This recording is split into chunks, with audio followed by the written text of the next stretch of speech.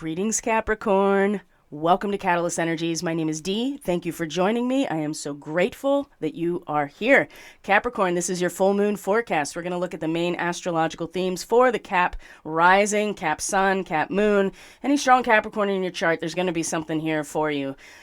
We're going to look at the main astrological themes for the full moon in your sign, which is on July 3rd, 2023, Monday, July 3rd, 2023, up through the end of this particular lunar cycle, and that will end on the 16th into the 17th of July. We have a new moon coming in Cancer on the 17th. So we're going to look at the main themes that are going to be relevant for the Capricorn person in the last 2 weeks. So normally we would have a new moon in the sign opposite of the full moon, but it's kind of backwards now. So Cap, you're going to have a full moon in your sign, and the next new moon, the next area of setting intention and growth and development is actually going to be opposite your sign in Cancer. So you kind of get this revelation, culmination, illumination about the self and how you identify yourself, how you feel if you're a Cap moon, if you are a Cap sun, how you express your true nature.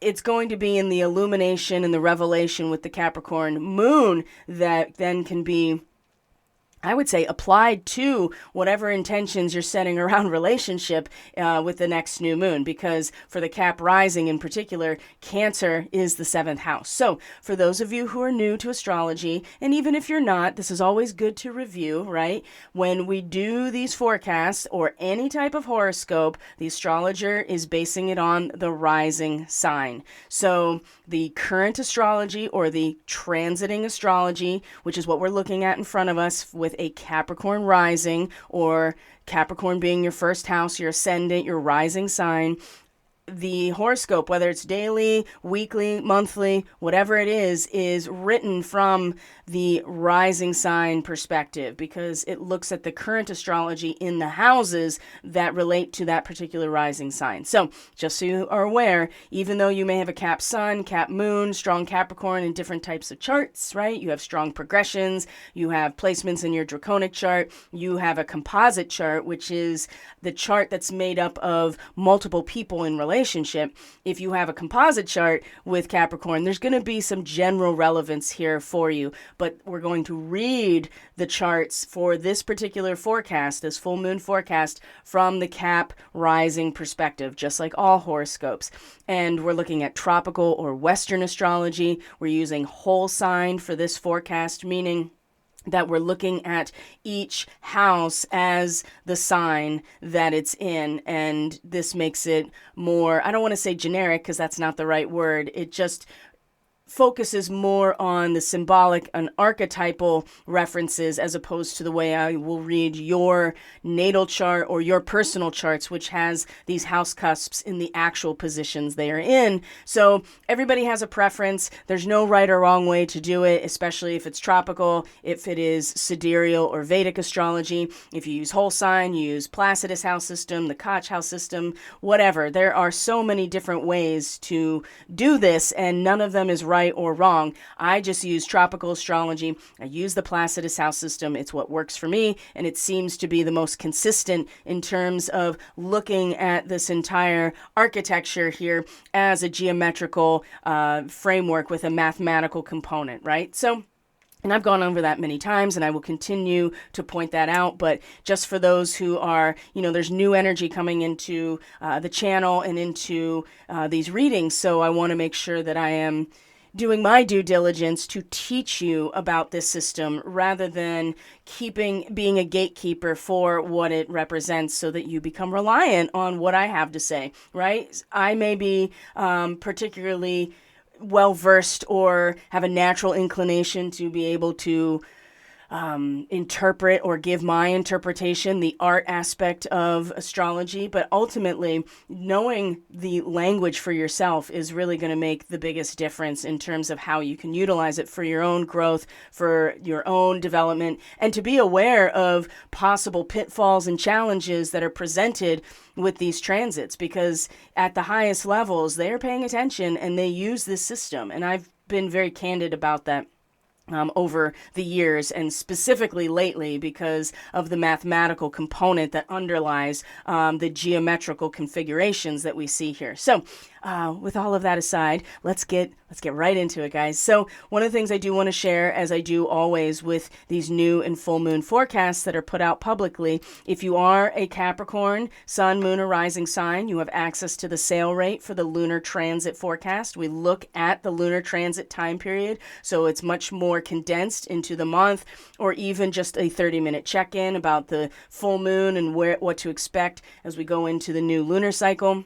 So this is available. You go to my website. It's linked in the description box. You go to the bookings tab. You find the 30 or 60 minute and you book right from there. And we go over the lunar transit forecast based on your personal chart. Of course, if you're part of the Starseed Fellowship, you're a monthly member, you're paying your monthly membership through Subscribestar, you have access to this at any time. And I know there's some new folks there. So if you don't know that, now you know that you have access, regardless of what your signs are, you have access to this sale rate through the bookings tab. And there's nothing special you have to do. It's more of the honor system at this point in terms of that. So I just wanted to remind you. I'll remind you again at the end in case you're interested, especially because this is timely. And if you want to get it, before the full moon or around the full moon, or just have a sense of how this whole lunar cycle is going to go. And I would say, even if you want to look at the cycle ahead, since we're going to have the next lunar cycle start with a new moon in Cancer, which is opposite your sign, Capricorn, you could book for that as well.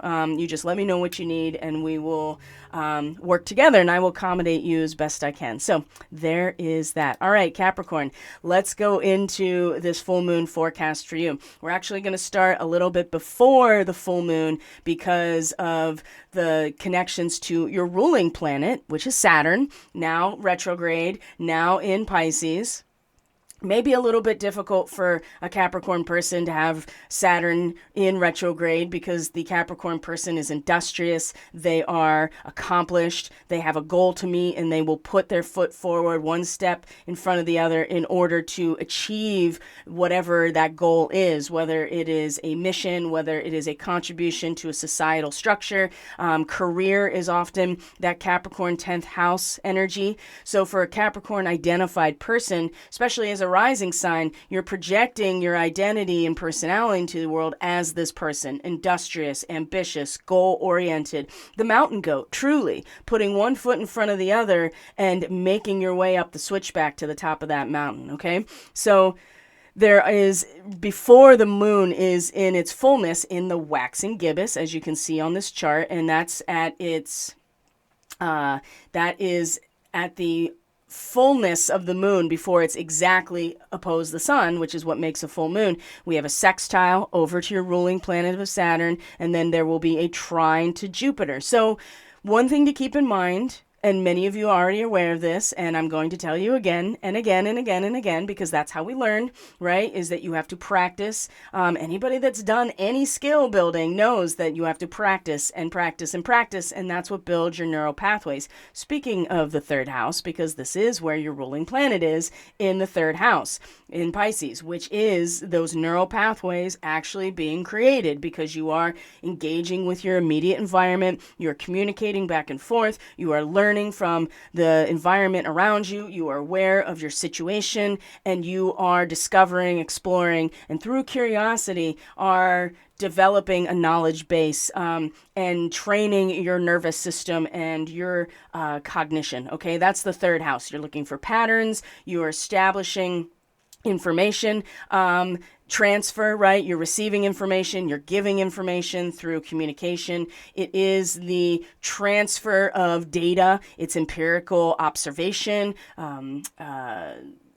rationality, logic, all of those Gemini types of things. Well, for Capricorn, having your third house be Pisces, it's one thing to be very industrious and goal-oriented, but when it comes to the realm of your front porch, right, it is everything is right there. The broad humanitarian aspect of Pisces becomes, right in your vicinity of your immediate environment. And with Neptune here, especially as we get to this full moon, it will station retrograde, which I've been pretty clear about in terms of the fog clearing. Now, I do feel like, and I started to feel this yesterday too, that I might need to amend this particular read only because it seems like either the fog's going to clear or it is going to get so much worse in that way. Like people will be getting lost, right? Completely disoriented. They don't know which direction they are facing.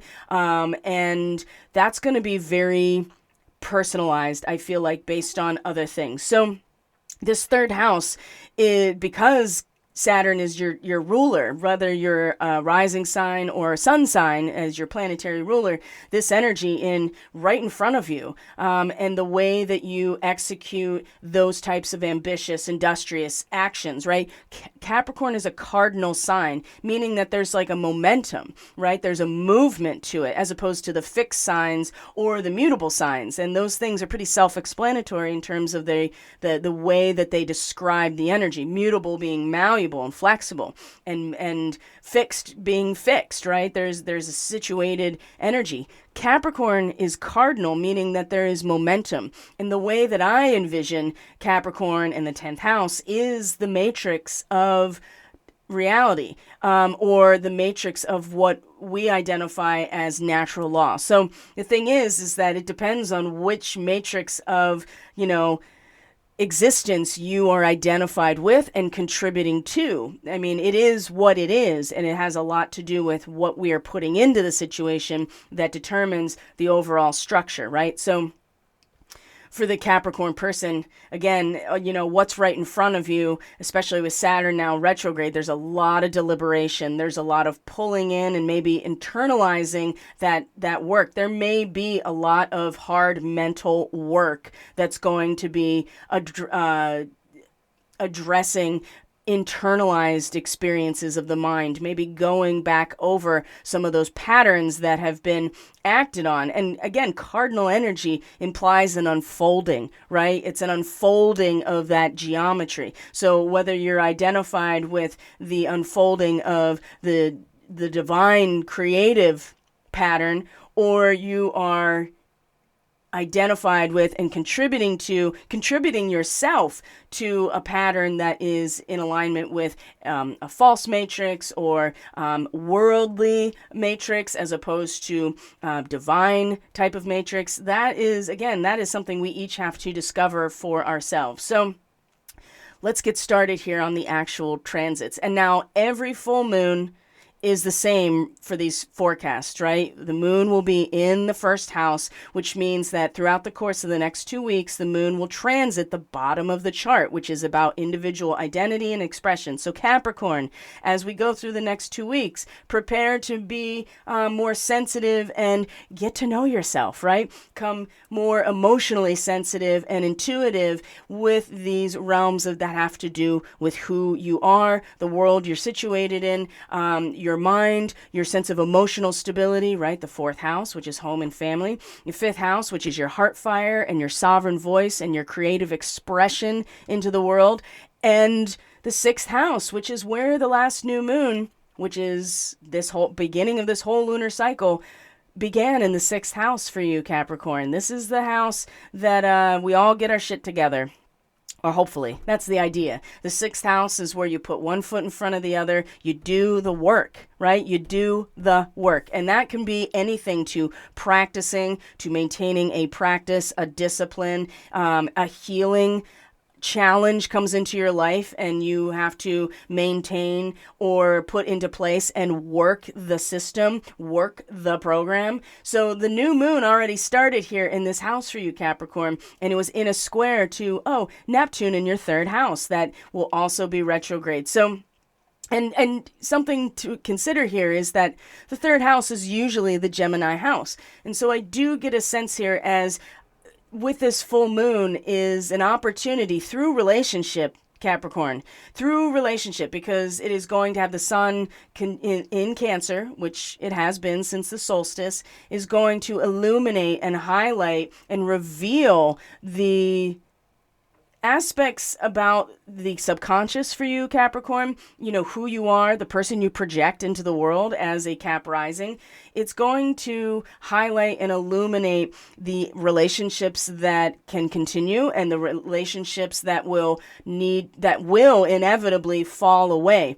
And part of this is going to be the responsibility and a sense of fearlessness that a Capricorn person is really comfortable with. And we'll get into that. There's a lot of really good starseed types of connections during this next 2 weeks that I want to bring up, especially while the moon is in Capricorn, meeting stars in the Lyra constellation and connecting to other starseed origin places. Mercury is conjunct Sirius, and the sun will be conjunct Sirius as well right after this full moon. So there's a lot there that is activating those particular qualities and those particular abilities, because these starseed origins, in my personal experience, have guided me and my clients toward what their true abilities really are. And we're all, it's all inherent to everything being a life form, right? These types of abilities that are psychic,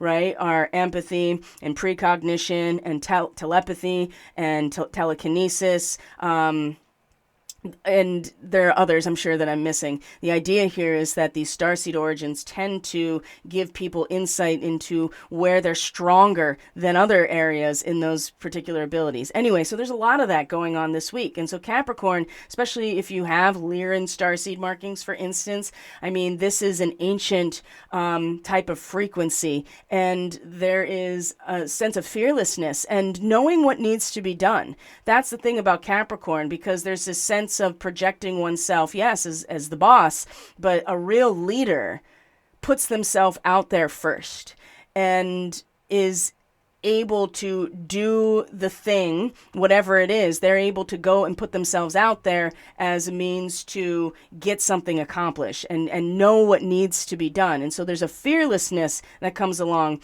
So I wanted to bring that up too, because there may be some difficult emotional exploration in terms of the person that is being projected out into the world as a Cap person, especially with Saturn in its retrograde now, that will need to be, the fearlessness will need to be embraced a little bit more. And yes, there is beneficial energy with the trine over to Jupiter and the sextile to Saturn before the moon is fully full. So, and again, maybe things have been difficult in the realm of relationship leading up to this point, especially since the solstice. But maybe, and there's a lot of this energy going into just during this time period in the Cancerian area, right? The Mercury and Sun conjunction, right? The fact that each of them will be in a sextile to Jupiter down in your 5th house, right? And soon, very, very soon, actually at the very end of this lunar cycle, moving into the next one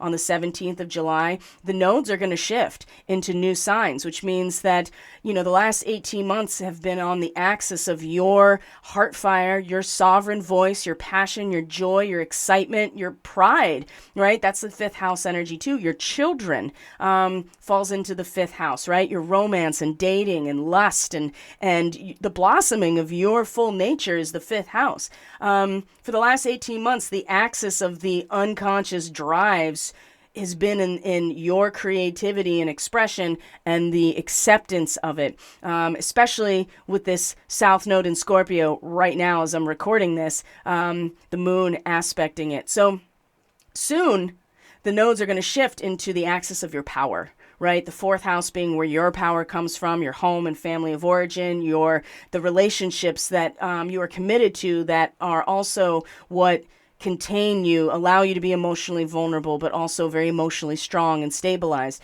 That's your 4th house. Your 10th house, which is the Capricorn house.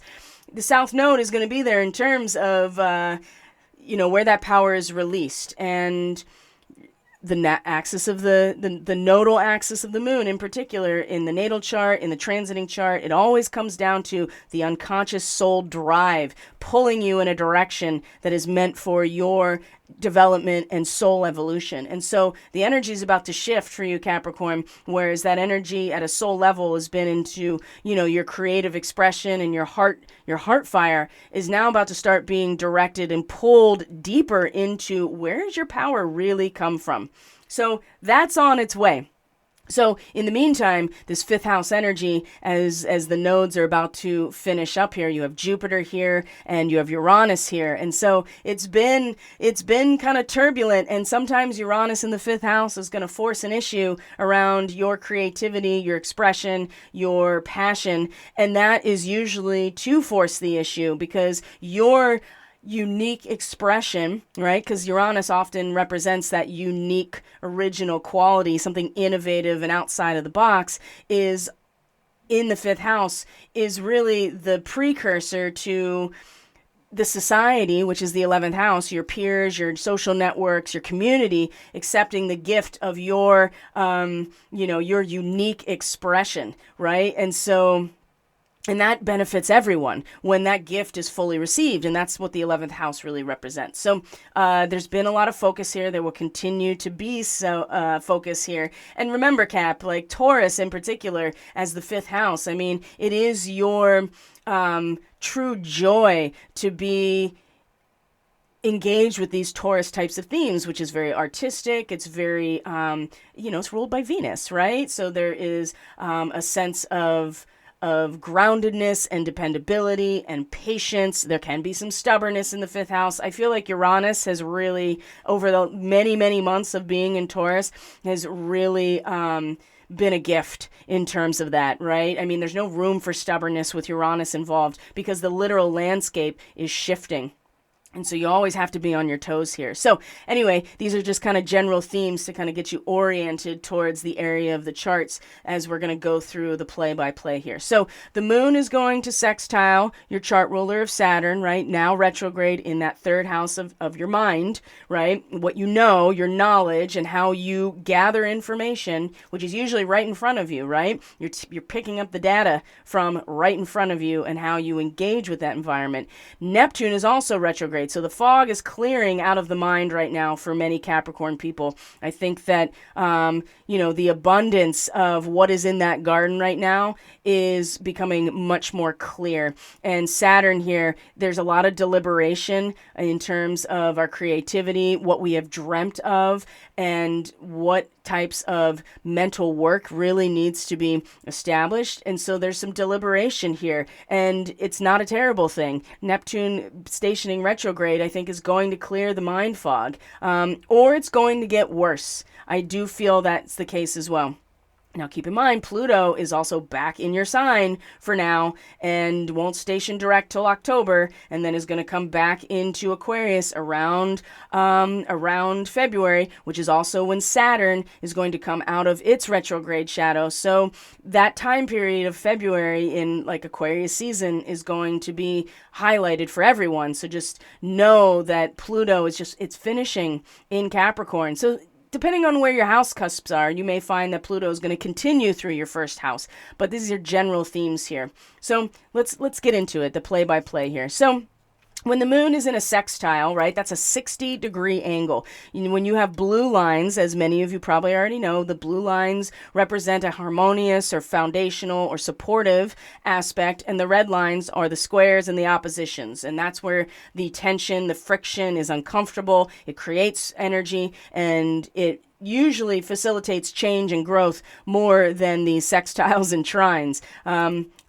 So when you have the moon in a sextile to Saturn, it brings emotional stability and security to you, okay? And so emotional maturity, self-discipline, make this a really good time to handle complex or severe issues. So as we're just rolling up to a full moon in your sign, you get this sextile with the moon to your chart ruler or your ruling planet of Saturn, and it's really stimulating your ability to be responsible, dependable, patient. And this has a lot to do with you, who you are, how you're projecting yourself emotionally into the world. And this is kind of one of those moments where you can share really deep, serious emotions with people you're the closest to, and really focus on family and loyalty and commitment. But it's really about a lot of this seems, for the Cap rising in particular, seems to be about the way that you project yourself emotionally out into the world. And this Saturn retrograde, which is, basically still, I don't want to say forcing us, but there's a lot of restriction with what Saturn represents. And so there's kind of no getting around what this represents, which is you have to be true to yourself no matter what. And sometimes it feels like you're an island unto yourself. And Saturn's really good about that. And so maybe this is more to do with that stability and security within your own self, within your own subjective self, plus your own mind and the way that you are gathering information and really processing it. Either way, this is a very emotionally mature type of transit that if you use that self-discipline, it makes it a really easy time, or an excellent time, I should say, to handle complex issues. So for the Cap rising, this is right into how you're thinking about things, your emotional projection, and how Saturn can really stabilize that, especially if you find yourself emotionally kind of seized by, the power of the Great Spirit or God to emote something about yourself. And maybe you're not really saying it to anybody. Maybe you're really just saying it to yourself. But still, it kind of brings that emotional stability. And then the moon comes into a trine with Jupiter. And this is very early on the 3rd, right? If this is midnight to 1 a.m. Eastern Standard Time on Monday. So many people, it'll be at night or early in the morning. It just depends on where you are. But then right after that, just a couple hours after that, we have this trine to Jupiter, which is usually a very nice transit when you have the moon in a trine. Again, see that bold blue line right there, 120-degree angle. It's a one piece of an equilateral triangle is 120 degrees. So it doesn't often stimulate any kind of like challenge or crisis for growth, but it is very stabilizing. And in this case, it's very stabilizing in terms of physical material nature, because we're talking about earth signs here. So when the moon is in a trine to Jupiter, oftentimes this is, there's a lot of emotional growth and self-understanding, and you can really share your feelings with people very easily. Again, we're in the 5th house, which does, it's fixed fire. Traditionally, like the traditional placement of the 5th house is Leo. It's fixed fire. So, knowing where everything is in your chart will help really hone this in. But there's a sense here, and this is the first Lyran connection with where the moon comes into conjunction with 9 to 10 degrees Capricorn, which is in the Lyran constellation. And there's a sense of overcoming our fear. And for you, Cap, it's about maybe overcoming an emotional fear, maybe being willing to extend your hand into a situation that normally has been a trigger in the past, and to remind yourself that, life is valuable just because it is life. And perhaps there is a little bit of nudge emotionally that this is going to give to reach out and be able to bridge some sort of gap that otherwise had been not safe or dangerous in the past. And this is especially with Jupiter, right? 10 degrees Taurus is in the Andromeda constellation. So this trine has the overlay of these starseed markings written into it in terms of the Lyran energy, which are individuals who, like I said, they know what needs to be done, and they're fearless about it. These are people who tend to have the capacity to do the other things that scare people. They also tend to have really hard to pin them down because they know what it takes in order to achieve big things. And so they're always focused and ambitious on that. And so sometimes it's hard to pin them down in terms of relationship and in terms of sexuality and partners. These are also people who enjoy the physical nature of life, because materiality in 3D experience is something that the Lyrans have been doing for, since the galaxy was created, right? They've been around the galactic blocks, so to speak, and they are able, so being in physicality, they really enjoy hard work with the body. They tend to be athletes in a lot of ways. Maybe they have a lot of partners physically, and that's, there's no judgment about that. I'm just giving you the general themes here. And then you have the Red Cross nurse. This is where Jupiter is. The idea that life is valuable regardless, because it is. And a Red Cross nurse, regardless of all of the, actual Red Cross as an organization. That's not what I'm talking about. We're talking about the symbolic and energetic signature of this degree, which is in a star in the Andromeda constellation, right? You know the story of Andromeda. This trine is really just kind of giving the Capricorn person, I think, a reminder and a deep feeling of how strong and fearless they really can be, and to take that energy and put the hand back out. It's like, yeah, you've had issues in the past and maybe things didn't go the way that you want, but that's not really something that should keep you from the creative expression that you are experiencing, especially with Jupiter here, to share your feelings with people, share yourself with other people, because it matters. And life is valuable. And so it's very altruistic where Jupiter is. And of course, Jupiter in Taurus can't expand beyond, reality, if you want to call it that.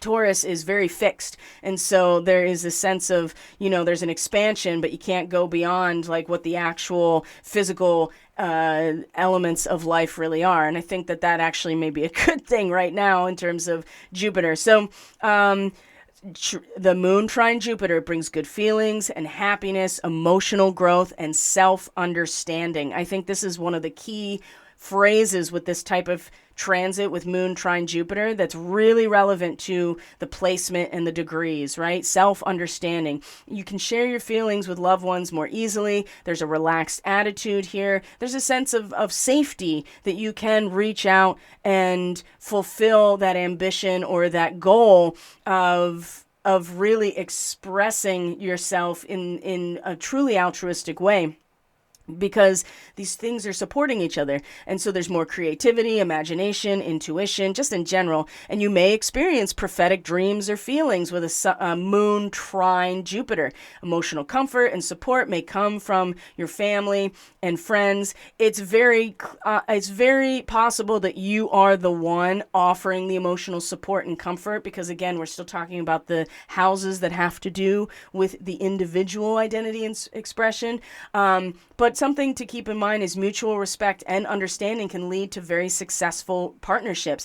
And the degree of the moon at 10 degrees Capricorn, the Sabian symbol is an albatross feeding from the hand of a sailor, right? That there is an overcoming of fear and a reward that comes along with it. And so this is a very powerful transit that is right up against this full moon for Capricorn. So when that does happen, which is shortly after this full moon. So this is 4:48 Eastern Standard Time on Monday the 3rd. So we're going to come into early morning Monday and have our exact opposition of the sun and the moon. So if you also are a Cap person who has a natal full moon in your chart, meaning you were born during a full moon period, wow, this is going to be even more relevant to you. So the full moon time is a pretty clear moment of demarcation. We have full illumination of the solar energy by way of the moon, which represents the living soul, right? And so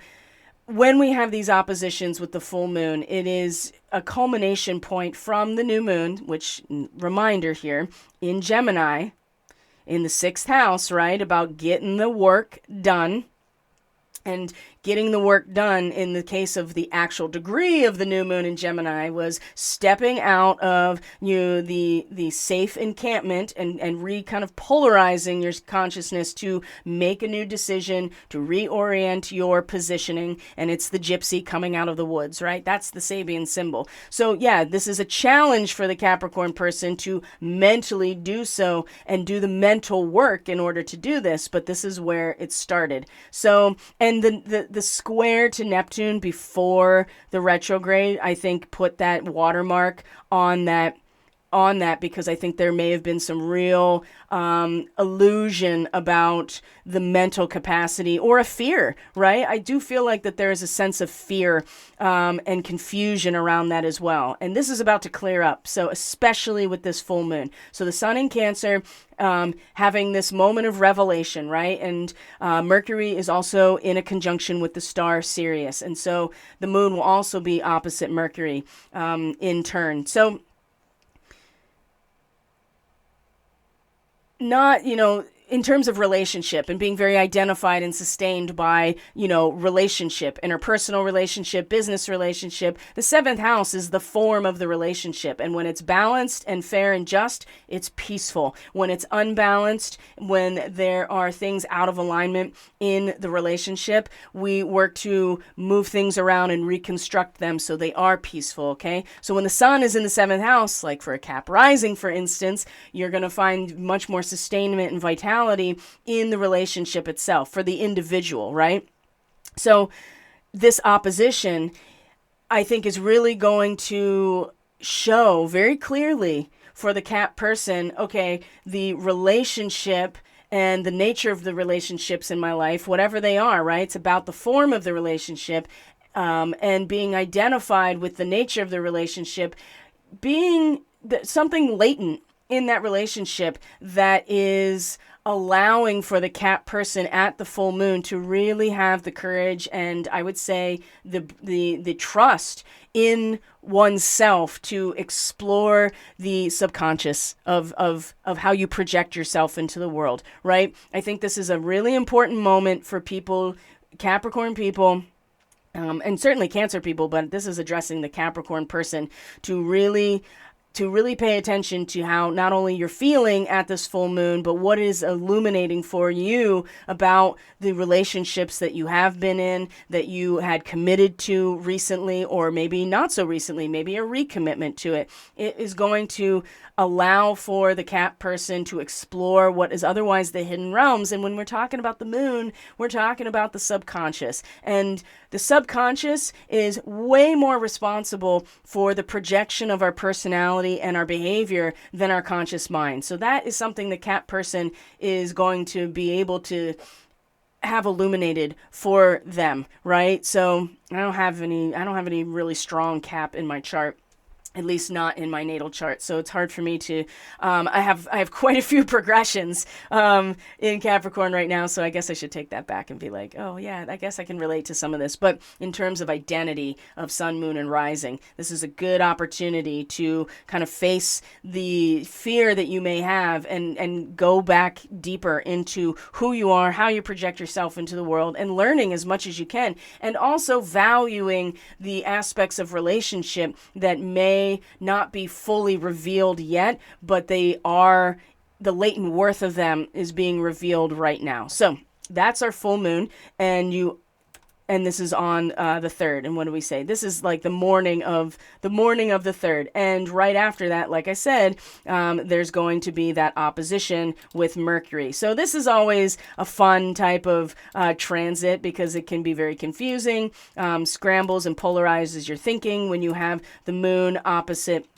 Mercury in general. Mercury will be conjunct Sirius, and the moon will be conjunct the star Vega. So we still have Lyran starseed and Sirian starseed opposition. So the Capricorn energy is about the ambition and the industriousness to the social institutions that provide for all of us, and Cancer is about how do I feel in the context of my most intimate relationships, and how has my family shaped my sense of identity and character, really. So that aspect with the overlay of these starseed origins is going to come up as well. And an opposition with Moon and Mercury in general, like I said, it makes it harder to understand your feelings and share them. And with Mercury, that has to do with sharing, and Cancer having to do with your feelings. You have this Moon in Capricorn conjunct Vega over here that is much more the subconscious projection for the Capricorn person is like, I need to take care of everything, right? It's like in a hospital, the children's ward is filled with toys, right? And I feel like the Cap person is going to struggle in this moment because there's going to be this really polarized sense of, it's going to be hard to find that inner balance and relax and make sense of what's going on in terms of your everyday. And this in particular about your relationships, how you feel about them, how you express yourself about those relationships versus how you actually feel and how you project yourself based on that feeling. So arguments caused, there can be a lot of arguments with this kind of opposition caused by emotional bias or lack of understanding. There's confusion, there's anxiety, all these things. So extra care needs to be taken with things like negotiations, critical decisions, and sensitive discussion topics. One of the best ways to deal with a moon opposite Mercury is just spend some quiet time with yourself, and it helps you understand your feelings and helps you relax. Because otherwise, if you're trying to force an understanding or make sense of things, it's going to be really difficult. And the overlay of not only the Sirian and Lyran starseed frequency onto this is going to make it that much more, I think, intense. And so just, the full moon on the 3rd, it's just like take some time that morning to really just engage with what is being revealed, how you're feeling, maybe instead of trying to force that sharing in terms of relationship or how you feel, maybe just apply it to your own quiet reflection. Maybe you're journaling, maybe you are finding some way to express yourself without maybe putting yourself in a position where you are discussing sensitive topics and trying to reach a decision. This is not a time to do that. It's a time to really feel into and mentally engage with the relationship and be like, is my highest spiritual ideal being materialized in this situation, right? And yes, there's going to be this emotional sense of like, I just want to take care of everyone, and that's fine. But you're going to find that you're going to be like, well, I got to take care of myself first in these relationships if I want to actually take care of everyone. So, and then beyond that, the moon is going to come into a square with Chiron, which has been transiting your 4th house for a long time now, and is also going to be stationing retrograde during this season, during this solar quarter, which is the solstice time, which is just past, right? So from here to equinox, Chiron is also going to station retrograde and in the 4th house, which is your home and family, which is your most intimate relationships, your most trusted people, and how you feel in relation to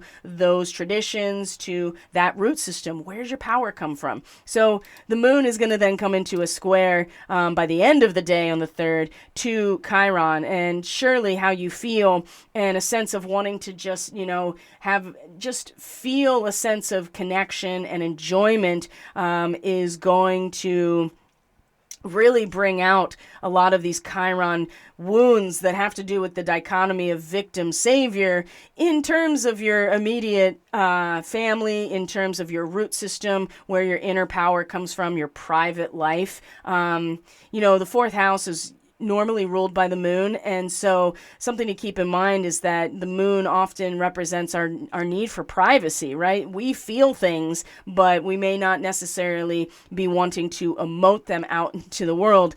And so there may be just private feelings here that need to be addressed, and they're probably going to be difficult with this square, but it's in these squares that we usually grow the most. So,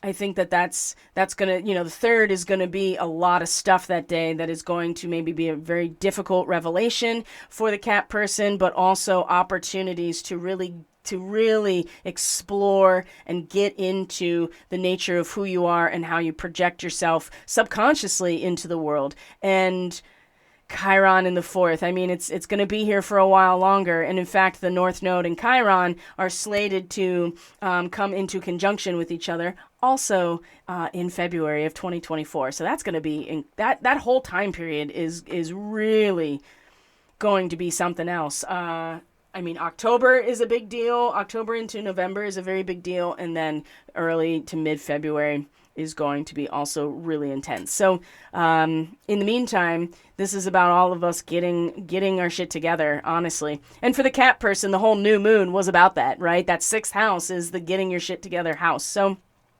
and it's not glamorous, right? Not like your 5th house, which is just you expressing yourself and your true self and just putting your heart out there. And the 6th house is like, okay, how do I actually, it's one thing to be blossoming like a flower. It's another thing now to grow the fruit that bears the seed. And that means you start putting your ego aside and those personal wants and desires, and you start putting your service towards orienting or developing or perfecting the vessel that brings about the seed of the next cycle, which is, that's why I always say it's the house where we get our shit together, because it's, a healing crisis, a personal crisis that forces us to do it. So Cap, it's already started. And so now you get this revelation that ultimately, when we have the new moon in Cancer, you are going to be able to, I think, so something interesting about this flip that's against the norm, that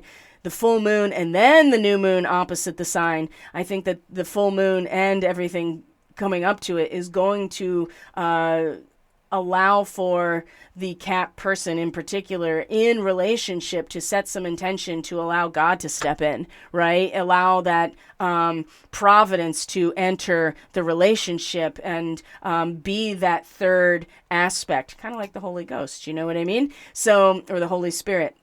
So yeah, I mean, the 3rd is a big day, and that is in fact the full moon. So if we go to the 4th, actually, what we're going to find here is early morning on the 4th, here Eastern Standard Time, we're going to have a trine to Uranus. Now, I personally love Uranus trines because Uranus is always going to flip the script no matter what. And when you have a moon in a trine, it is very stabilizing. It allows you to lower your inhibitions and express yourself more openly, and reduces restrictions so that you have more freedom and independence, which is what Uranus wants.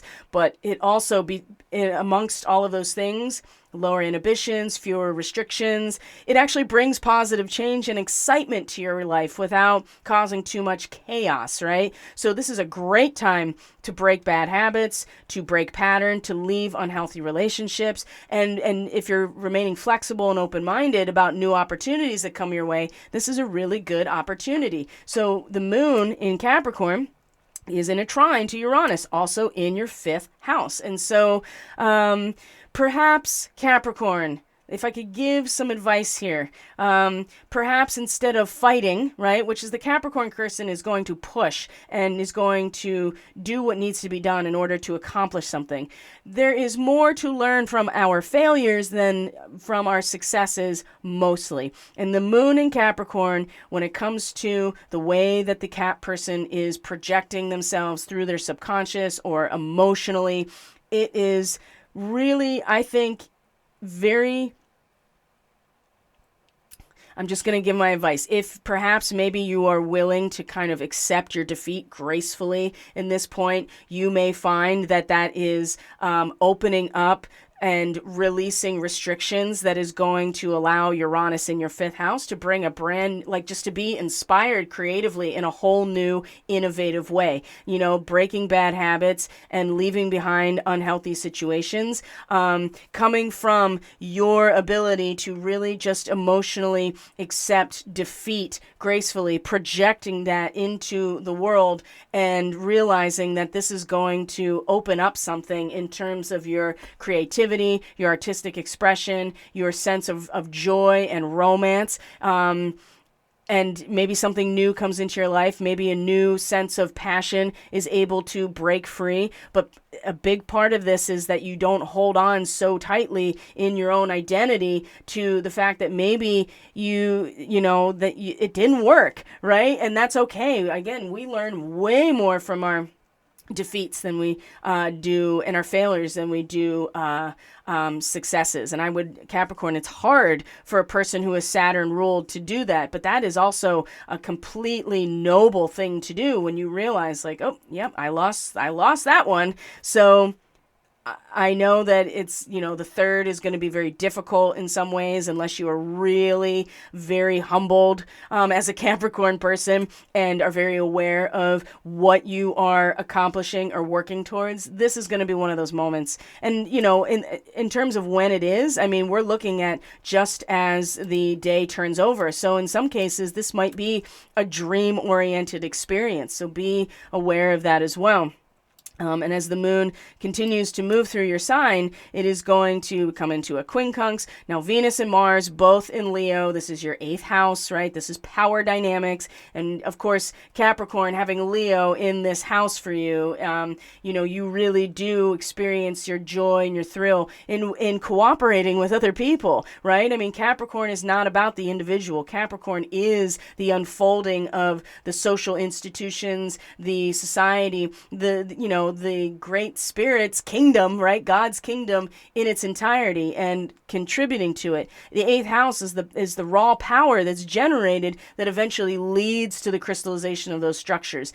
So you find, I think, the Cap person really does find a sense of joy and exhilaration and thrill and expression of their heart through the sharing, through the cooperation, through the actual investing of oneself and getting a return on that investment, right? This 8th house is about, more, the total being more than the sum of the parts, right? And that becomes something that is much more established in terms of a creative power when you come into the 9th house. But that's not going to be, Mars is going to go into Virgo during this time. So we'll talk about that when it happens. But in the meantime, we're still on Tuesday, the 4th here.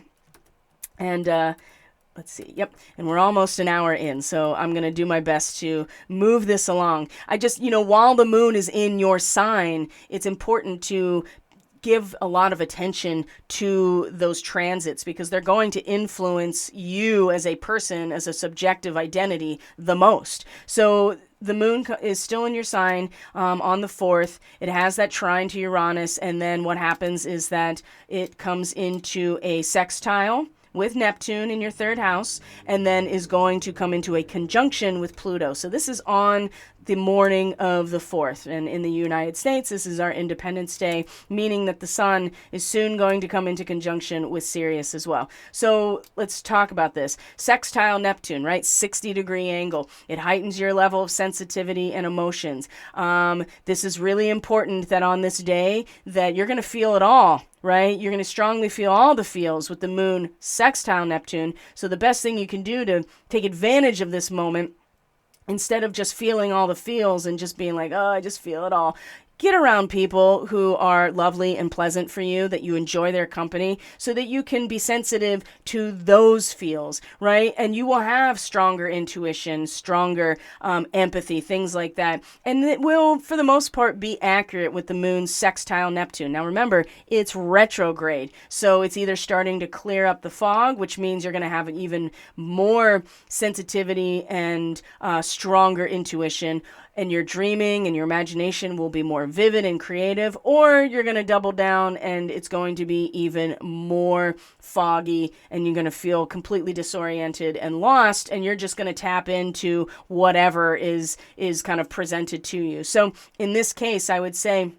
as the moon is ending its transit of your sign, Capricorn, and this sextile to Neptune on Tuesday the 4th, a strong imagination gives very tangible form to vibrational energy, which all energy is vibrational, right? It all oscillates. So your strong imagination is going to have a lot to do with kind of what manifests here. And so things like compassion and trust and loyalty are very triggered. The moon has a lot to do with loyalty.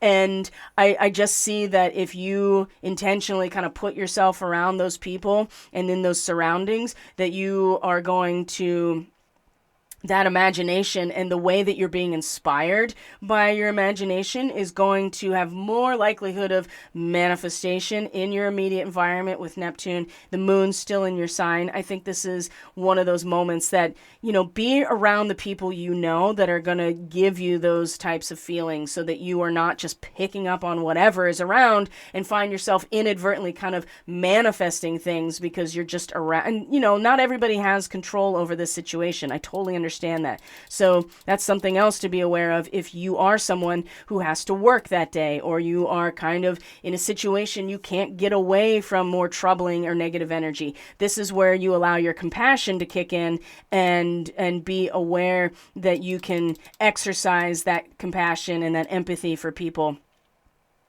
Now, when the moon comes into conjunction with Pluto, right after that, which is, let's see here, the last degree of Capricorn, which is the last degree of your sign, Capricorn, the moon conjunct Pluto, just in general, often will bring up feelings that can be very overwhelming. Your personal and emotional landscape, excuse me for that, that's really annoying.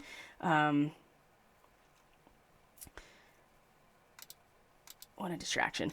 So the moon is your emotional landscape. It's your living soul. It's how you're adapting to every experience in the now moment. So when it meets Pluto, which is, especially in its retrograde, has been about exposing what has already been destroyed, these feelings come to your surface, and they can be, and especially about you, Capricorn, your subjective identity, your creative expression if you're a sun in Cap. And certainly if you're a moon in Capricorn coming into conjunction with Pluto, boy, oh boy, a personal interaction could trigger all kinds of deeply buried stuff in your subconscious. So dreams and visions and psychic impressions may profoundly influence your mood, okay? And your intuition may be correct, but it's obscuring your rational thought process. And you know, it's important that you take extra care with things that are obsessive or addictive behaviors that you already have, because it gets so much more intense that you can't even really control it with the moon conjunct Pluto like this. So again, this goes along with the sextile to Neptune. Remove yourself from harmful and destructive situations and people if you are in the position to do so, because it's just going to get that much more intense as the moon crosses over Pluto. Now, something to keep in mind is that this is the type of transit that will absolutely be utilized to trigger people and to poke at them in different ways on your triggers and bring them out for you so that you initiate or get kind of caught up in your obsessions or your addictions and things that you have not been dealing with in your subconscious. Now, here's the thing, Cap. You've had this whole time, well, I shouldn't say whole time, this whole time with the moon in your sign is leading up to this point, giving you all these opportunities to kind of address these issues with a sense of fearlessness. So when this comes around on the 4th, you are ready in many ways to just allow, it's a moon transit. It's going to come and it's going to go, and it's going to come up and it's going to be very triggering and possibly overwhelming. And you may have incredible intuition about what's going on. And just realize here that this comes back to you and the subjective identity as a person, your personality, and how that's projected into the world. You don't want to necessarily project all of this out onto other people or get obsessed about things. So remove yourself from harmful and destructive situations so that you can just allow this to be and not get overwhelmed by the situation. Then the moon moves into Aquarius, which is a really good transition to kind of detached personally from all of the feels with the moon in Aquarius. And then it comes into a T-square with her own nodal axis. And so always with T-squares, as you can see here, right? I am always looking at the ghost point, which in this case is very close to the lunar apogee. So even this black moon Lilith over here, yes, this is kind of the focal point, this direction, I guess, with 2 degrees Leo as the ghost point of this T-square. So imagine this is kind of like a bow and arrow pulled back, and all the tension is here with the moon at 2 degrees Aquarius, which, you know, is an unexpected storm in terms of Sabian symbol land. But and in your physical resources, what is inherently valuable to you? What is the world around you that you are part of? Your environment. What are you sensing with your actual feels? Second house is your body, your resources, your income, your biofield, right? The telluric energy of the planet. This all fits under the second house. So the moon comes in to the second house in Aquarius. You become much more sensitive to that instead of sensitive to yourself. And the T-square with the nodal axis, which is pulling you still, all of us, but for the Cap person, still pulling you at a soul level into the areas of your creative expression.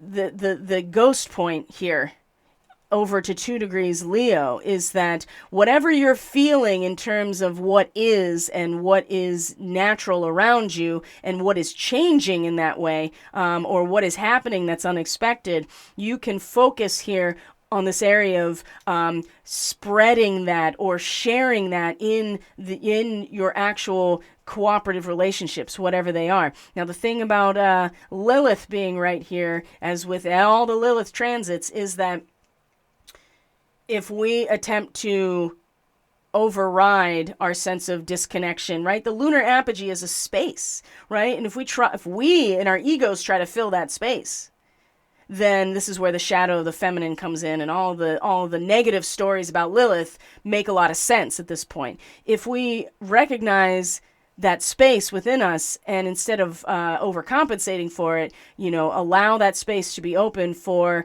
the right timing, for when God or the Great Spirit allows for that divine transformation, that divine spark to inhabit it, then that's some real power right there. That is real power, because it's not the ego attempting to fulfill that emptiness. It is God or the Great Spirit and the divine flame, right, coming into the situation and filling that void. So, and that's real power, right? And so this T-square, as the moon comes into Aquarius right after that connection to Pluto, I feel like is going to take the edge off a little bit emotionally. You can kind of like take a break, from that feeling and just tap into a much broader and much more socially based consciousness, right? Because Aquarius really is the collective consciousness as a whole. So, and you want to share it, but you don't want to necessarily share it in a way where you're looking for some sort of dramatic, you don't want to be, Lilith, feel like Lilith and Leo is the potential to be so overly dramatic at this point is very strong. And when it comes to power dynamics, right, Lilith in the 8th house like this for the Cap people, just be aware that, a lot of betrayal and intimacy and betrayal of intimacy and betrayal of trust and those types of things in the 8th house are already really strong.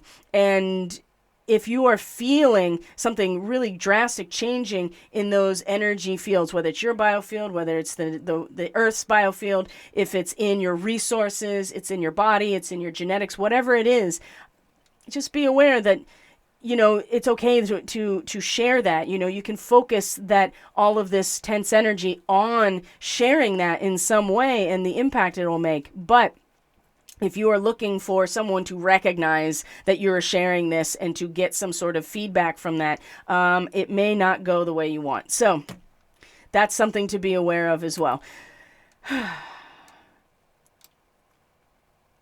Now let's focus on like the main transits for the rest of this time, okay? So, because I really wanted to put the energy in terms of the moon transiting your sign. There's a lot going on even in just these 2 days that are worth paying attention to. So we're going to go through the next 2 weeks and just look at the main themes here. So as the moon moves through Aquarius, Mercury is going to be in a square to Chiron, and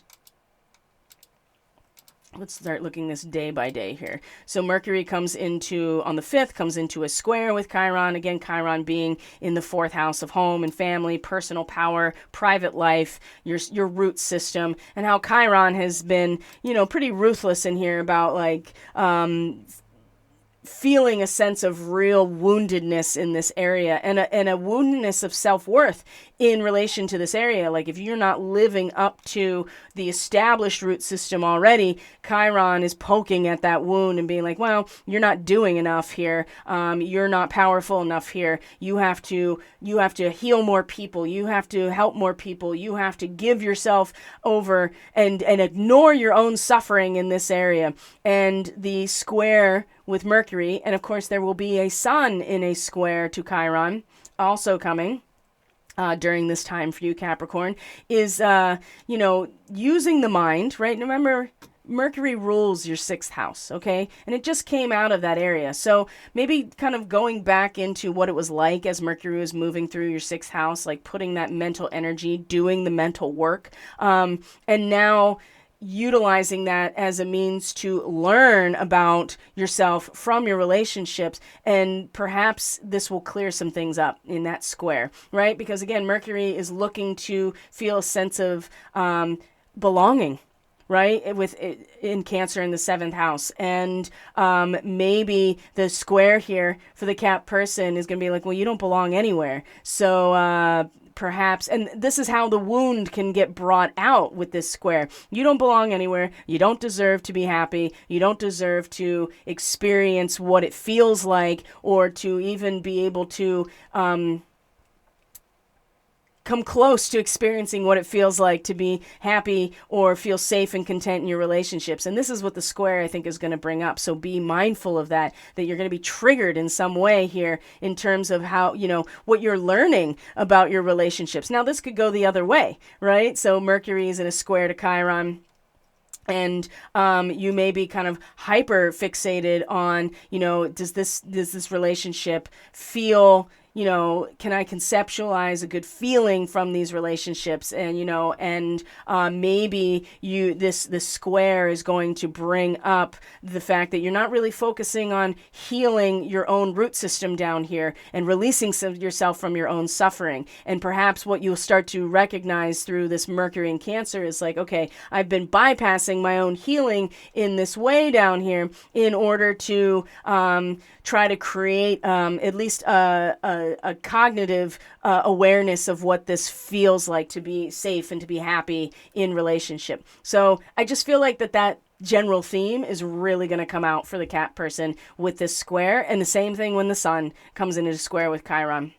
I think it's going to be just as prevalent. So that's on, I believe, on the 6th, right? And so then we come into the 7th, which is this really awesome sextile. Again, Mercury is in a sextile to Uranus, coming from the 6th into the 7th, right? I see here. So early morning on the 7th here on the East Coast. And a sextile with Mercury and Uranus is pretty awesome. And so it brings exciting news, stimulating conversation. So here's the thing. You want to enjoy, and you want to have a sense of, you learn more from the relationships when you have Mercury in the 7th house than you do from like traditional ways of learning, right? So book learning isn't as useful to learning about yourself in a relationship as the actual experience in the relationship. So there's a sense here of maybe coming to create a mental space to invite that which you are awaiting in terms of relationship and feeling safe and secure in your relationship as a Cancer person, and to be the nurturer, right? That's the other thing about Cap rising people in particular. When they're in relationship, they become the mother, right? They become the source of protection and enclosure for the relationship. And that's because Cap people are just the boss, and that's what they do. And so, and there's nothing wrong with this. This is just a consistent pattern I see here. So perhaps here, when mentally you're like, you know what, this is what I want, this is what I'm waiting for, and I'm going to create a mental space in the relationship in order to allow this to come into my life. And when that happens, there's this exciting news and stimulating conversation, and there might be an unexpected detour in terms of your romance and your creative expression with Uranus in the 5th house, something that you didn't expect.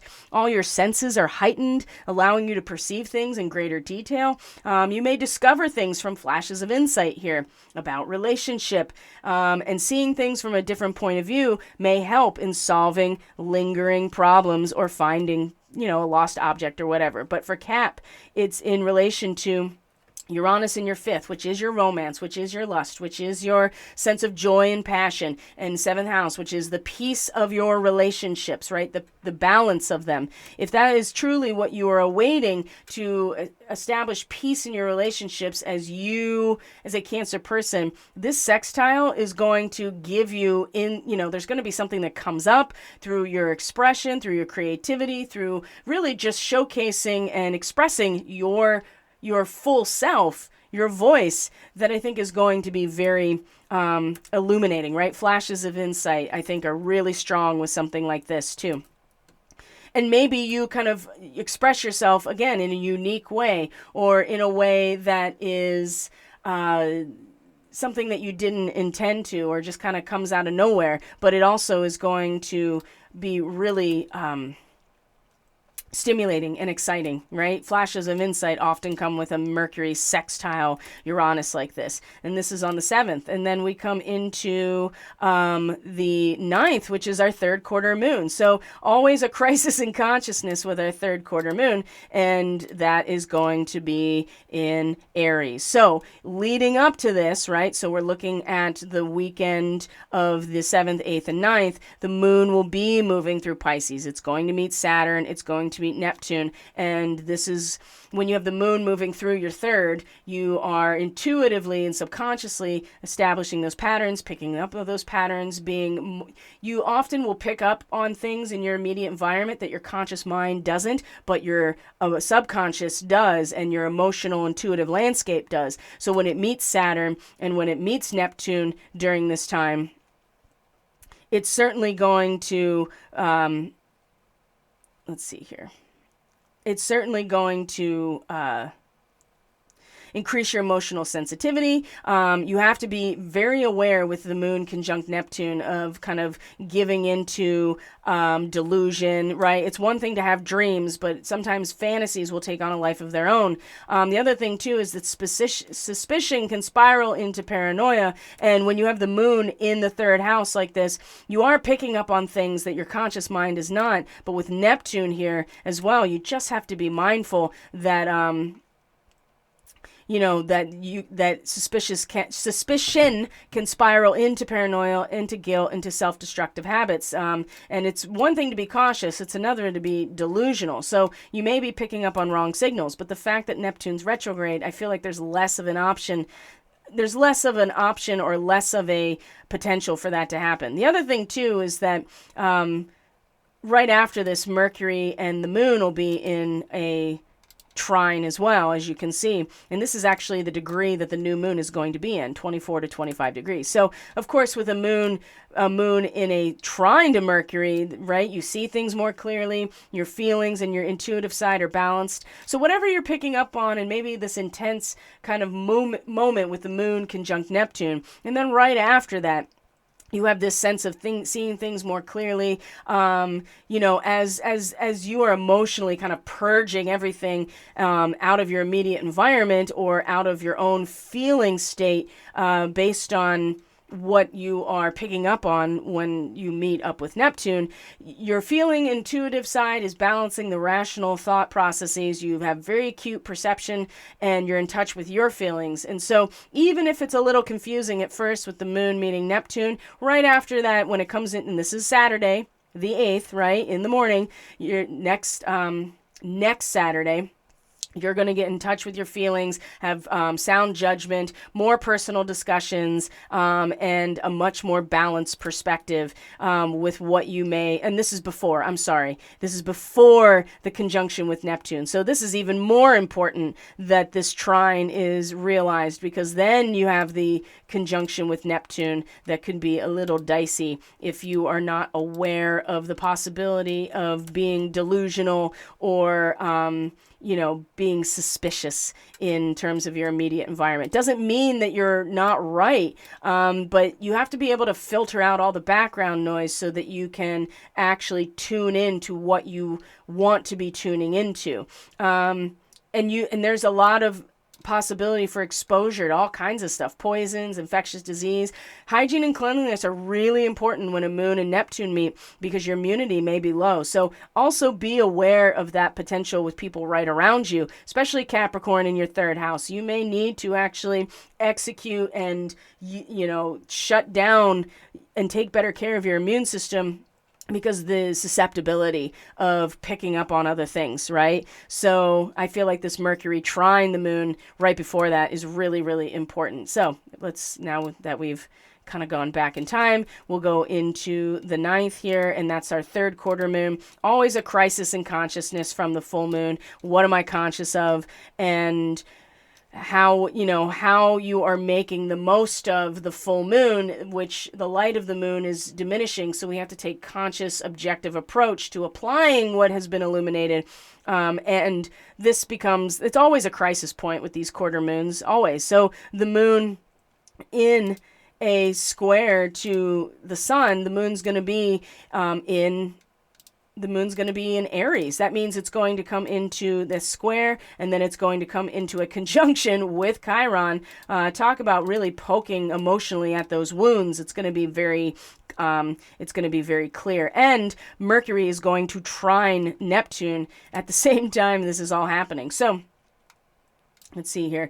Now, Mercury in a trine to Neptune, again, stimulates your creativity, imagination, sensitivity, your communication skills, benefit from a non-threatening and caring influence. You become more sensitive to energy and vibration. So working with things like poetry, music, and dance are really beneficial, especially with Mercury in Cancer. Anything that allows you to feel very deeply your own power. Your senses are finely tuned with Mercury trine Neptune, so you can communicate effectively at the nonverbal level. You have strong intuition, and it helps you really see the bigger picture. There's a rebirth in terms of who you are in relationship, Capricorn, that comes with this trine down to Neptune, where the fog of the brain is really clearing as a result of the retrograde. So this is very helpful. The struggle is the 3rd quarter moon, because the sun in Cancer is like, okay, I'm still identified with, what's right in front of me and my family, and being a nurturer for my family, and, and taking, care of life's responsibilities in terms of my relationships. And the moon in, the 4th house is really going to, I think, struggle with this, so close to Chiron, because it is, this sense of rhythmic being, right? That it's like a hammock between two trees, right? The hammock is moving, but the consciousness is able to rest as it is in motion, right? And the square to all of this, I think, is wanting to find that place of rhythmic living in the 4th house, but it's too close to Chiron, right? It's too close. And so the square is going to bring out these kind of sense of what am I really conscious of here, in terms of, like I said, applying what the Cap person saw and had illuminated about themselves at the full moon. And so I just feel like that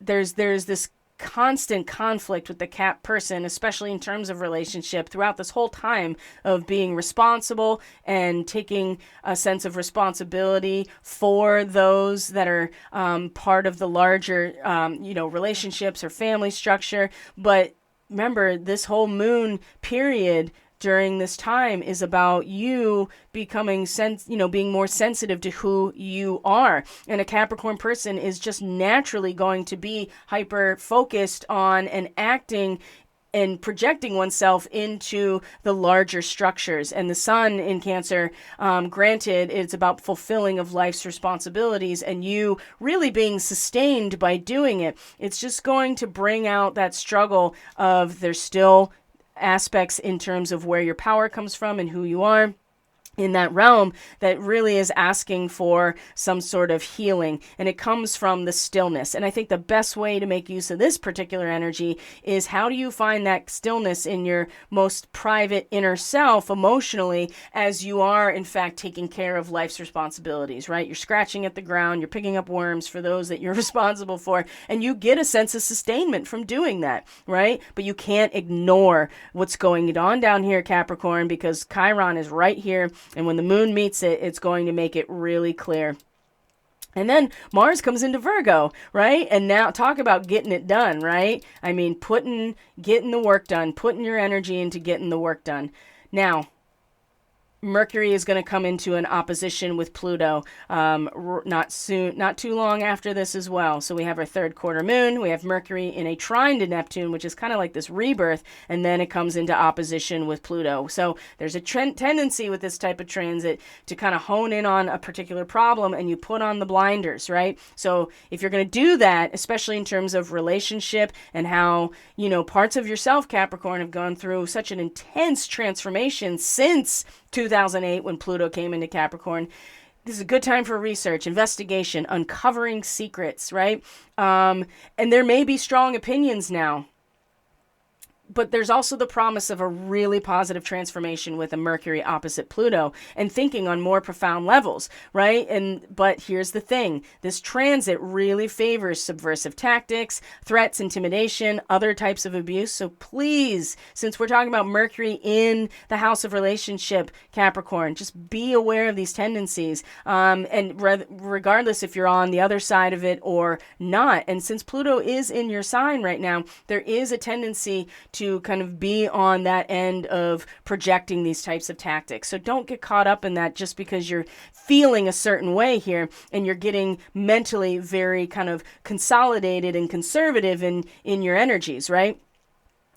You should be very wary of being talked into things under pressure due to a tendency to become intrigued or obsessed with a particular idea, right? Abusing your mental powers may result in a temporary gain and inflated feelings of superiority, but in the long run, they're going to backfire. So please be aware and just know, again, Pluto is retrograde. It's already exposing what has already been destroyed. So this is a good opportunity to maybe take some stock into how this has possibly come up before or how you can avoid these types of behaviors. Then Mercury comes into Leo on the 11th and is going to T-square the lunar nodes, and it's on the 12th that I see Sun going to come into a square with Chiron as well. So that's coming as well, just like Mercury did. Mars is fully in Virgo now in your 9th house, and so this is usually a great placement for Mars as long as you are aware that projecting yourself into the realm of social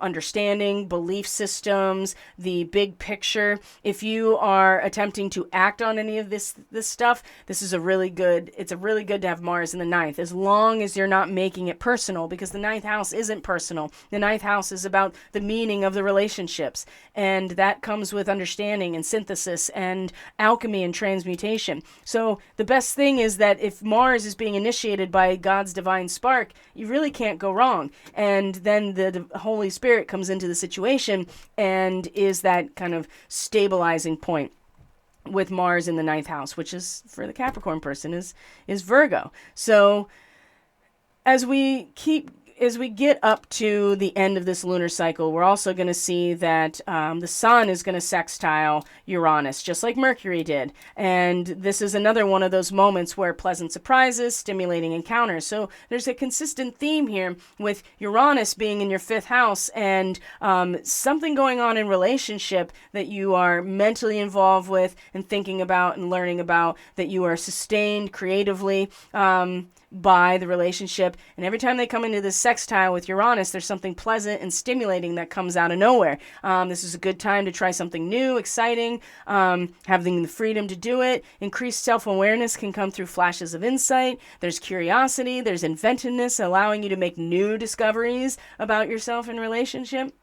And certainly coming from a rapid or surprising expression of yourself, there's a tendency to skip from one thing to another in this situation, but that's a good thing because it leads to new discoveries. So taking the opposite view or changing your life will not be as disrupted as it may be with this type of transit. So, and you'll find new ways of doing things. And I think this has a lot too with realizing ahead of time, having a sense of like, okay, I know what to expect now.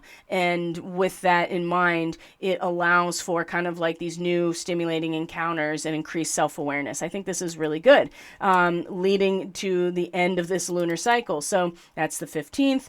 And we come into the 16th. And that's really the end of the lunar cycle. We're in our balsamic moon phase as of Friday, the 14th of July. And then our new moon is going to be on the 17th, which is when the nodes shift into Aries and Libra. So that's a big deal. We also see that the new moon itself is going to be at 24 to 25 degrees of, there we go, 24 to 25 degrees of Cancer in the new, in your 7th house. Okay. And eventually there's going to be that T-square that I've talked about on the 21st with the sun in Cancer. So paying attention to right after this, when the moon comes into opposition, is going to give a really good indication here of what that grand square is going to feel like. And then when it's exact on the 21st, then it'll be something that we are experiencing more in our conscious awareness. So let me see if there's anything else here worth addressing. Also, too, this is, you can see that we're on the 17th with the next new moon. Venus is about to station retrograde as well. So, which she rules your 5th house. She rules your 10th house of Libra, but your 5th house has got a lot of stuff in it, but also too, the South Node's going to move into Libra. So it's going to be very interesting to have Venus in this area that really just wants to share so much. And the value and the warmth and the meaning of sharing is so heightened with Venus in the 8th. But in its retrograde, there's going to be kind of this internalization of this process and being like, what have I been sharing of value and meaning, and reconsidering that in many ways. So, my friends, Capricorn, that's going to do it for your full moon forecast. I appreciate you all so very much. If you are interested in that reading, the lunar transit forecast, like I said, you go to the description box, go to my website, go to the bookings tab. If you are part of the Starseed Fellowship, you are a monthly member, you're paying your monthly membership through Subscribestar, you have access to that transit forecast no matter what your sign is. So that's something to consider as well. Take care, everyone. Have a wonderful weekend. Capricorn, enjoy your full moon. I think I will be broadcasting the Starseed Ministry on the 3rd as well. So I'm sure by the time we get to that day, we'll have lots to talk about in terms of the upcoming energies. So take care, everyone. Take care of the other people in your life as best you can. Capricorn, remember, this is about you right now, as hard as that is, and your tendency to project yourself out into a goal-oriented, ambitious direction. You are in a period over the next 2 weeks where you can become more sensitive to who you are and what you're all about, because that makes a big difference in terms of how you project yourself into the world, into social contract, and into relationships. So take care, everyone. I'll see you next time. Bye.